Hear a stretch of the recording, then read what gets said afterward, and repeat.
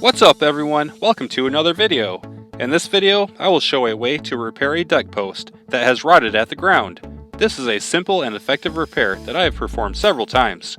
I recently filmed the entire process, but the footage is missing. However, I do have some pictures from a past repair that I did a few years ago, and I think it's still worthwhile to make this video. Before we get started, be sure to subscribe for more how-to and review videos. Now, let's get started. So, here we are, looking at a deck post where the wood has rotted away at ground level over the last 20 years. And here's a close-up with some of the dirt removed. The damage is pretty significant. I would not trust this to support my deck. A repair needs to be made. This is a simple and secure way to make the repair without replacing the post. First, dig the dirt around the post all the way down to the concrete footing. Here's one post dug out with the concrete footing exposed at the bottom of the hole. Next, measure the distance between the concrete and the support beam.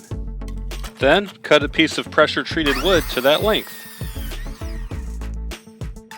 Next, install the board between the concrete and the support beam.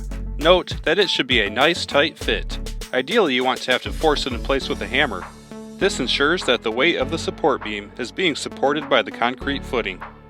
Then, secure it in place by running deck screws through it into the existing post. Use several screws spaced along the length of the board.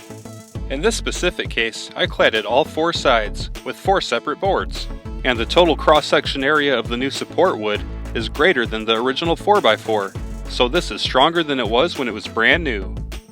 So, that deck had 2 support beams, and the new boards that I added supported them all the way around the post. On a deck like this, where the post is notched and flush with the rim joist, I would place the support boards like this, so they support the weight of the rim joist. Before you fill the hole back in, now is a good opportunity to coat the wood with something to protect it. I tried Flex Seal because I already had a can, but I would not recommend it. It seemed great at first, but started to flake off the next year. Here's a picture with 2 posts complete. And here's a picture with 3 posts complete. The support beams are sitting on the new boards, so the load is transferred through the new boards and supported by the concrete. I also did some painting and some landscaping, and they looked really nice. But unfortunately, I don't have any finished pictures. This is the most finished picture that I have. And I think that wraps it up. Unfortunately, I lost all my video footage of doing this from start to finish on a different deck. The project shown in this video was from a few years ago, and I only had a couple pictures. But I thought the information was worthwhile enough to still make the video with just the old pictures that I had.